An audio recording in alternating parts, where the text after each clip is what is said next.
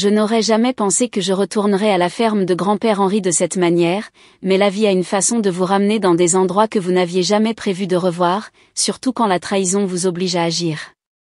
L'appel est arrivé un mardi après-midi, juste au moment où je terminais un rapport de recherche sur les techniques d'irrigation durable dans mon bureau de Denver. Mon téléphone a vibré, et j'ai failli l'ignorer jusqu'à ce que je voie le nom, Liam. Nous n'avions pas beaucoup parlé ces dernières années. Il était toujours à la poursuite de sa prochaine idée d'entreprise, et j'étais trop enfouie dans mon travail pour m'impliquer dans les affaires familiales, mais quelque chose au fond de moi m'a dit de répondre. Nathalie, la voix de Liam était trop suffisante, trop désinvolte. Je suppose que je devrais t'informer, j'ai vendu la ferme. Pendant un instant, j'ai cru avoir mal entendu. Tu as fait quoi? La ferme? La ferme de grand-père? J'en ai eu 900 000 $, a-t-il dit, comme si c'était juste une affaire parmi d'autres, et non l'endroit où nous avions passé les étés de notre enfance, où grand-père Henri avait bâti l'œuvre de toute sa vie. Ma prise sur le téléphone s'est resserrée. Tu l'as vendu sans même m'en parler? Liam a soupiré, agacé. Allons, Nathalie. Tu n'as pas mis les pieds sur cette terre depuis des années. Tu es trop occupée avec ta vie de scientifique à Denver. La ferme ne faisait que prendre la poussière. Ma poitrine brûlait de colère. Tu n'avais pas le droit de faire ça, Liam. Il a ri, un son aigu et insouciant. En fait, si. J'ai été nommé exécuteur testamentaire, ça veut dire que je peux prendre les décisions. Je pouvais à peine assimiler ces mots. Où est l'argent? Il y a eu une pause, puis un petit rire. Je l'ai dépensé. Je suis restée glacée. Comment ça, tu l'as dépensé? Ma petite amie, Olivia, son entreprise avait besoin d'un coup de pouce, a dit Liam, comme si cela expliquait tout. Elle avait cette incroyable opportunité d'investissement, et elle avait besoin de fonds rapidement. Je l'ai aidée. J'ai eu l'impression qu'on m'avait coupé le souffle. Tu as vendu la ferme de notre grand-père pour la moitié de sa valeur réelle et tu as dépensé l'argent dans l'entreprise d'Olivia? Elle en avait plus besoin que toi, a répondu Liam, sur la défensive maintenant. Tu n'as pas besoin de l'argent, Nathalie. Tu as ta carrière, tes projets de recherche sophistiqués. Qu'est-ce qu'une vieille ferme peut bien te faire? J'ai mis fin à l'appel sans dire un mot de plus. Je ne me faisais pas confiance pour parler. En 1 heure, j'avais réservé le prochain vol pour Austin, au Texas. Pendant tout le trajet, mon esprit n'arrêtait pas de tourner en rond. Comment Liam avait-il pu faire ça? Il avait toujours été imprudent, mais ça, ce n'était pas seulement une mauvaise décision, c'était un vol. Quand j'ai atterri, ma colère s'était transformée en quelque chose de plus vif, la détermination. Il pensait pouvoir s'en tirer, mais il ignorait une chose, grand-père Henri n'était pas idiot, et j'avais le sentiment qu'il avait vu venir cela. Quand je suis arrivée à la ferme, ou ce qu'il en restait, une vague d'émotion m'a submergée. Les souvenirs sont revenus, les matins d'été à nourrir les chevaux, l'odeur de la terre fraîche après la pluie, le son du rire de grand-père résonnant depuis le porche avant. Et maintenant, la terre était à l'abandon, envahie par les mauvaises herbes, le cœur de notre famille vendu comme si de rien n'était. J'avais besoin de réponses, et une seule personne pouvait me les donner. Walter Bennett, l'avocat de toujours de mon grand-père, attendait quand je suis arrivée à son bureau de Dallas le lendemain matin. Il a levé les yeux de son bureau quand je suis entrée, ses yeux vifs remplis de quelque chose qui ressemblait à de l'attente. Je me demandais quand vous alliez arriver, Nathalie, a-t-il dit, en m'indiquant de m'asseoir. Je n'ai pas perdu de temps, ai-je dit. Liam a vendu la ferme, sans mon consentement. Il dit qu'il en avait le droit. Walter a soupiré, tapotant de ses doigts un épais dossier sur son bureau. Oui, j'ai reçu l'avis hier. Je l'ai regardé fixement. Alors c'est tout? Il gagne? Walter a souri légèrement. Ça dépend. Avez-vous lu les documents finaux du testament de votre grand-père? Une étrange sensation s'est agitée dans ma poitrine. J'ai lu le testament. Il nous a tout légué à tous les deux, mais Liam était l'exécuteur testamentaire. Walter a hoché la tête. C'est vrai, mais votre grand-père était un homme très prudent. Il a fait glisser le dossier vers moi. 2 semaines avant son décès, il a déposé un acte de propriété modifié. J'ai hésité avant de l'ouvrir. La première page a immédiatement attiré mon attention. Clause de moralité, ai-je lu à haute voix. L'expression de Walter est devenue sérieuse. Henry connaissait les faiblesses de Liam. Il l'aimait, mais il ne lui faisait pas confiance avec la ferme, alors il a ajouté une clause de sauvegarde. Si l'un de vous tentait de vendre la ferme sans l'accord de l'autre, la propriété serait immédiatement et irrévocablement transférée à la partie lésée. J'ai cligné des yeux. Vous êtes en train de dire? Oui, Walter s'est adossé à son fauteuil. La vente est nulle et non avenue. La ferme est à vous, Nathalie. Un mélange de soulagement et de surprise m'a envahi. Liam n'est pas au courant de ça, n'est-ce pas? Walter a secoué la tête. Non, et je vous conseillerais de ne pas le lui dire jusqu'à ce que nous organisions une réunion légale. Je me suis reculé, essayant d'assimiler tout cela. Grand-père Henry avait su. Il avait vu l'imprudence de Liam, sa cupidité, et il avait tout prévu. J'ai serré les poings. Et maintenant? Walter a regardé sa montre. Maintenant, préparez-vous. Car une fois que Liam l'apprendra, il va se battre, et quelque chose me dit qu'il ne va pas abandonner sans faire une scène. Ce soir-là, je suis retourné à la ferme en voiture. Je me tenais sur la terre envahie par les mauvaises herbes, le soleil couchant projetant une lueur dorée sur les champs vides. Cette ferme n'était pas seulement une terre, c'était l'héritage de mon grand-père, c'était tout ce qu'il avait construit, tout ce qu'il avait laissé derrière lui, et Liam avait essayé de tout jeter par-dessus bord pour un gain rapide et un rêve égoïste. J'ai sorti mon téléphone. Demain, Liam apprendrait la vérité. Il pensait avoir gagné, il n'avait aucune idée de ce qui l'attendait. Le lendemain matin, je me suis réveillé tôt, l'esprit en effervescence avec tout ce qui allait se passer. Liam n'avait aucune idée que sa prétendue victoire était sur le point de s'effondrer devant lui, et connaissant mon frère, il n'allait pas bien le prendre. À 10 heures, j'étais assise en face de Walter Bennett dans son bureau. Il avait déjà organisé une réunion légale, s'assurant que Liam et son avocat seraient présents. Je pouvais dire que Walter avait vu de nombreuses disputes familiales compliquées au cours de sa carrière, mais ceci, c'était personnel. Liam est arrivé avec 20 minutes de retard, bien sûr. Il est entré comme s'il était le propriétaire des lieux, vêtu d'un costume cher qu'il avait probablement payé avec de l'argent qu'il n'avait pas le droit de toucher. Olivia le suivait, l'air blasé, clairement agacé de devoir être là.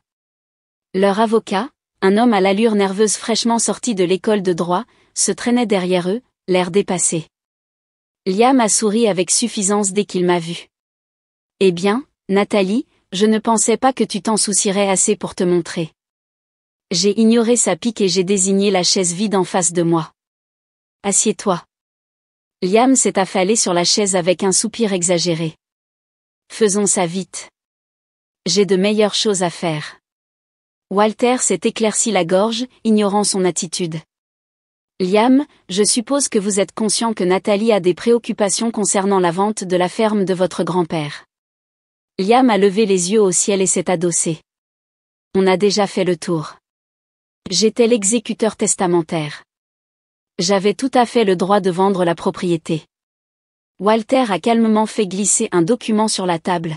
« En réalité, non. » Liam a froncé les sourcils mais l'a ramassé.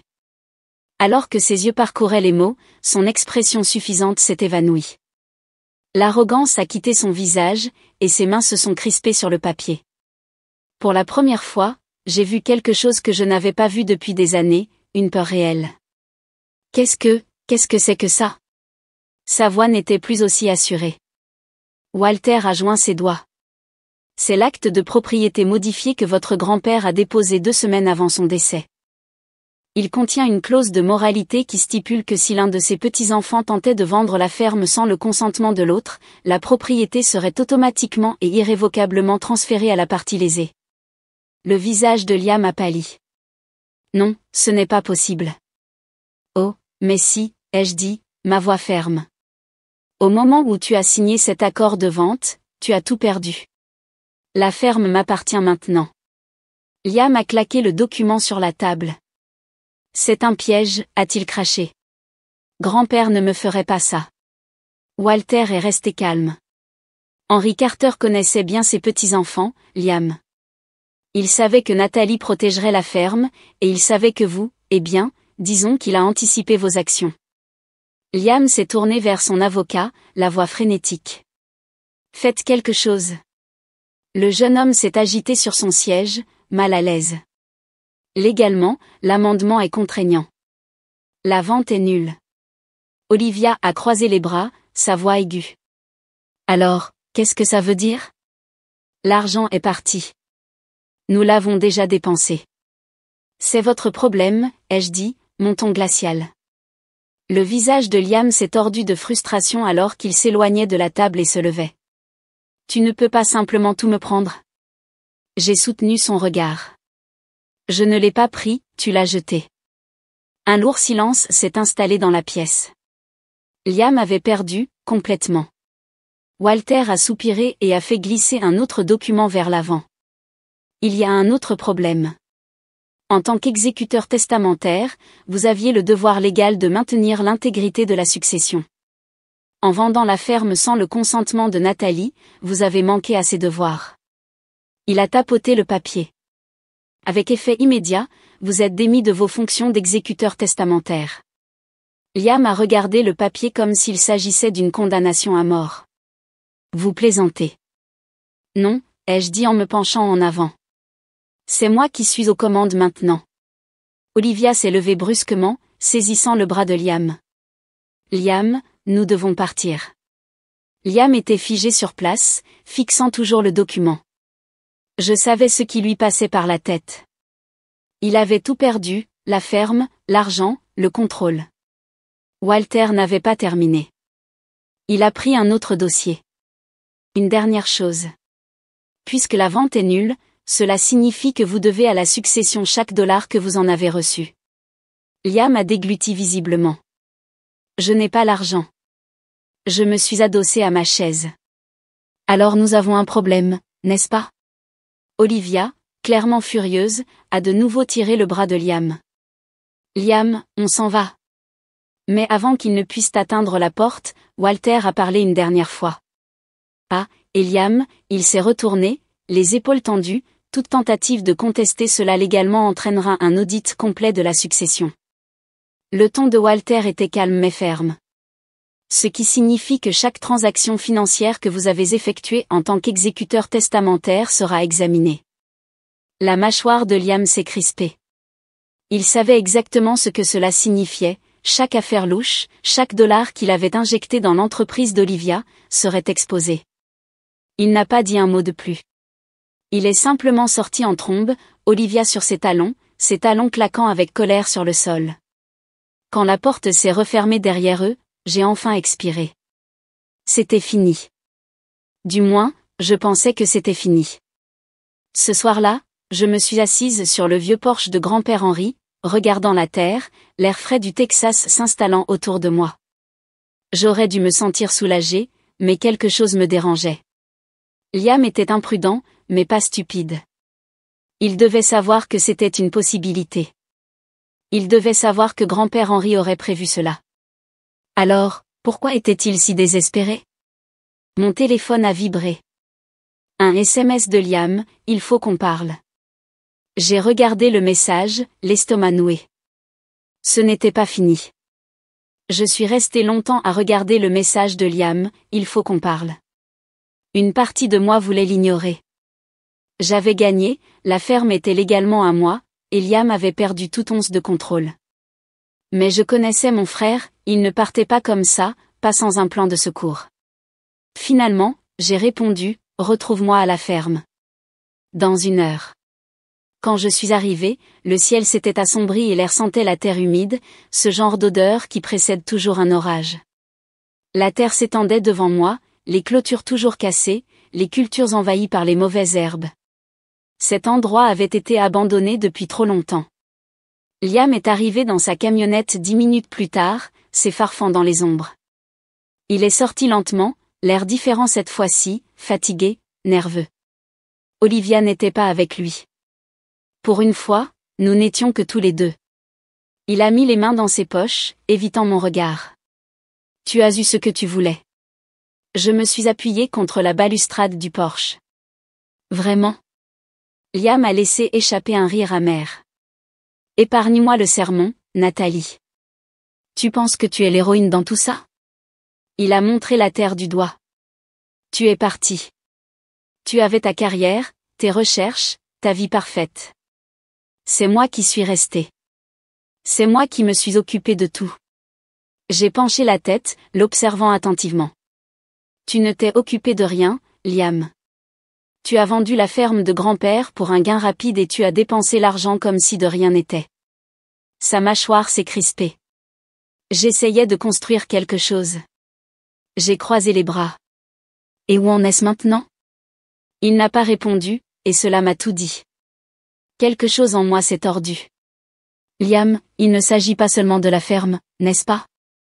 Il a hésité, ses yeux se sont détournés, et pour la première fois depuis longtemps, j'ai vu la peur. Je me suis approchée. C'est grave à quel point? Liam a passé une main dans ses cheveux, regardant n'importe où sauf moi. J'ai emprunté sur les autres comptes de grand-père. Mon estomac s'est noué. Quoi? Il a expiré brusquement. Les comptes fiscaux de la succession, les fonds d'entretien, les économies, tout. J'ai pioché dedans, pensant que je pourrais tout rembourser avant que quelqu'un ne s'en aperçoive. Sa voix s'est brisée. Mais l'investissement a coulé, le promoteur a fait faillite, et maintenant? Il a laissé échapper un rire creux. Maintenant, tout est parti. Je me sentais physiquement malade. Combien? Sa voix s'élevait à peine au-dessus d'un murmure. 750 000 $. Le monde a basculé pendant une seconde. J'ai pressé mes doigts contre mon front, me forçant à réfléchir. C'est donc pour ça que tu étais si désespéré de vendre la ferme. Liam a hoché la tête, l'air misérable. Je pensais que je pourrais arranger les choses avant que quelqu'un ne le sache. J'ai fermé les yeux. Et Olivia? Son rire était sans humour. Elle est partie. Elle a pris le peu qu'elle pouvait et a filé dès qu'elle a réalisé qu'il ne restait plus rien. Un long silence s'est installé entre nous. J'aurais dû tourner les talons. J'aurais dû dire à Liam que c'était son problème à régler. Mais ensuite, j'ai pensé à grand-père Henry, à la façon dont il avait toujours cru aux secondes chances, et malgré tout, Liam était toujours mon frère. J'ai sorti mon téléphone et j'ai appelé Walter. Il a répondu à la deuxième sonnerie. J'ai besoin de vous voir, ai-je dit. Maintenant. 1 heure plus tard, Liam et moi étions assis dans le bureau de Walter.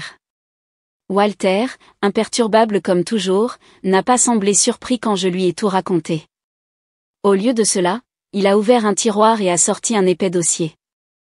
Votre grand-père savait que c'était une possibilité, a dit Walter, en faisant glisser le dossier vers moi. Alors il a tout prévu. J'ai parcouru les pages, mon cœur battant la chamade. Des polices d'assurance, des garanties financières, des contingences légales, des choses que grand-père Henry avait mises en place bien avant son décès. Walter a tapoté un document. C'est une police d'assurance qui couvre les investissements successoraux non autorisés. Si elle est activée, elle permet la récupération de jusqu'à 800 000 $. Liam laissa échapper un souffle comme s'il avait été frappé. Alors, on est couvert? Le regard de Walter s'est durci. Pas exactement. Il y a des conditions. Liam s'est préparé. Bien sûr qu'il y en a. Walter s'est penché en avant. Premièrement, vous devez signer un aveu de culpabilité officiel. Cela signifie reconnaître formellement votre mauvaise utilisation des fonds de la succession. Liam s'est raidi. Et si je ne le fais pas? Le visage de Walter n'a pas changé. Alors Nathalie n'aura d'autre choix que d'intenter une action en justice contre vous, ce qui déclencherait un audit jury-comptable complet des finances de la succession. Il a fait une pause. Étant donné les preuves, vous seriez probablement accusé de fraude. Le visage de Liam a perdu toute couleur. Fraude? Oui, a dit simplement Walter. Et cela signifierait la prison. La main de Liam tremblait légèrement alors qu'il la passait sur son visage. Et les autres conditions? Walter a croisé les mains. Il vous sera demandé de suivre un conseil financier, à vos frais, et vous n'aurez plus aucune implication dans la succession, jamais. Liam s'est tourné vers moi, sa voix n'était plus en colère, elle était presque suppliante. Et tu es d'accord avec ça? J'ai soutenu son regard. Je ne veux pas te voir en prison, Liam, mais je ne vais pas te protéger des conséquences de ce que tu as fait. Pendant un long moment, il n'a pas bougé. Puis, lentement, il a hoché la tête. D'accord. Walter a fait glisser le document d'aveu vers l'avant. Liam a pris le stylo avec des mains tremblantes et a signé. Et comme ça, c'était fini. Nous sommes sortis dans l'air nocturne. Liam se tenait près de sa voiture, regardant la ligne d'horizon de la ville. Je ne sais pas quoi faire maintenant, a-t-il admis. J'ai hésité avant de répondre. Tu recommences à zéro. Liam a laissé échapper un faible rire. Comment? J'ai soupiré, l'étudiant, ce frère avec qui j'avais grandi, celui qui s'était perdu en poursuivant les mauvaises choses. La ferme a encore besoin d'être remise en état, ai-je dit après une pause. Tu pourrais aider. Sa tête s'est tournée vers moi, les yeux écarquillés de surprise. Tu me laisserais faire? J'ai soutenu son regard. Tu es toujours mon frère, Liam. Mais il ne s'agit plus d'argent. Si tu veux une seconde chance, tu dois la mériter. Il n'a pas répondu tout de suite, mais après une longue pause, il a hoché la tête. Peut-être, juste peut-être, qu'il n'était pas trop tard pour réparer ce qui était brisé. Les jours qui ont suivi la réunion avec Walter semblaient lourds, remplis de longs silences et du poids de tout ce qui s'était passé. J'avais passé tellement de temps en colère contre Liam, convaincu qu'il ne changerait jamais, qu'il était étrange de le voir maintenant, humilié, incertain et perdu. Mais nous étions là, debout dans la ferme de grand-père Henri, regardant les champs en friche, les clôtures brisées et la maison qui avait autrefois été pleine de vie. Je la reconnais à peine, a murmuré Liam. Je l'ai regardé. Oui, eh bien, c'est ce qui arrive quand quelqu'un essaie de vendre un endroit au lieu d'en prendre soin. Liam a expiré brusquement mais n'a pas discuté. Il ne se battait plus, et pour la première fois depuis des années, je pouvais voir quelque chose changer en lui. Nous avons passé la semaine suivante à nettoyer la vieille grange, à réparer les clôtures et à évaluer les dégâts causés par des années de négligence et de mauvaises décisions. Liam n'était pas habitué à ce genre de travail, et au début, il a lutté, mais il se présentait tous les matins, à ma grande surprise, il ne s'est jamais plaint. Un soir, après une journée épuisante à réparer les marches du porche, je l'ai trouvé assis sur les marches avant, regardant la terre alors que le soleil plongeait sous l'horizon. La lumière dorée projetait de longues ombres sur les champs, la même vue que grand-père Henri aimait tant. Je détestais cet endroit, a admis Liam, sa voix basse, hésitante. Je pensais que c'était un piège, un rappel de tout ce que je ne voulais pas être. Je me suis assise à côté de lui, essuyant la sueur de mon front. Et maintenant? Il est resté silencieux pendant un long moment avant de soupirer.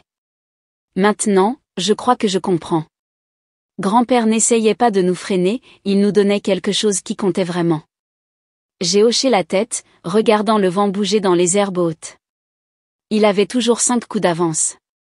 Liam a gloussé, bien qu'il n'y ait pas beaucoup d'humour là-dedans.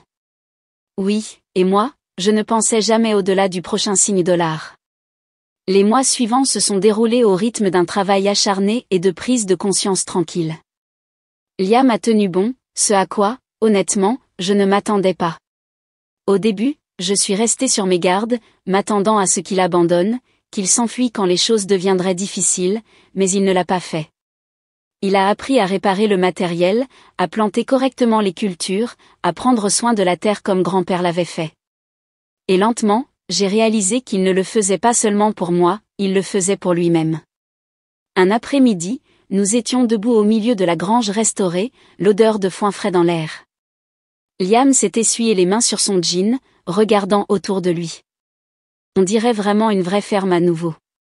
C'est parce que c'en est une. Il a laissé échapper une profonde respiration, hochant la tête. C'est différent. Je l'ai étudié. Tu te sens différent. Liam a hésité avant d'acquiescer. Oui. Pour la première fois, je l'ai cru. 1 an après que tout se soit effondré, nous avons organisé une cérémonie en l'honneur de grand-père Henri. Nous avons invité des voisins, de vieux amis et les quelques personnes du village qu'il avait bien connues. Liam se tenait à mes côtés alors que nous dévoilions une plaque commémorative près de la ferme. Elle disait simplement « Henry Carter, un homme qui a bâti plus que de la terre ». Alors que le soleil se couchait sur la ferme, j'ai réalisé quelque chose. Grand-père avait toujours prévu cela, non seulement pour la terre, non seulement pour l'argent, mais pour nous. Il avait su que Liam et moi ne nous verrions jamais vraiment les yeux dans les yeux jusqu'à ce que quelque chose nous y oblige. Il avait intégré des garde-fous, connaissant les faiblesses de Liam, mais il avait laissé la porte ouverte à la rédemption, et Liam l'avait finalement franchie. Plus tard dans la soirée, après que tout le monde soit rentré chez soi, j'ai trouvé Liam assis sur le porche, regardant les étoiles. « Tu penses toujours à retourner en courant à Austin ?» ai-je demandé. Il a souri. « Non. Il s'avère que j'aime le calme. » Je me suis assise à côté de lui, laissant l'air frais du soir s'installer autour de nous. « Tu penses que grand-père savait que ça se passerait comme ça ?» a demandé Liam après un moment. J'y ai réfléchi avant de répondre. Oui, je pense qu'il savait exactement ce qu'il faisait. Liam a soupiré, un petit sourire aux lèvres. Oui, moi aussi. Et pour la première fois depuis longtemps, nous étions assis là, non pas comme des ennemis, non pas comme des rivaux, mais comme une famille.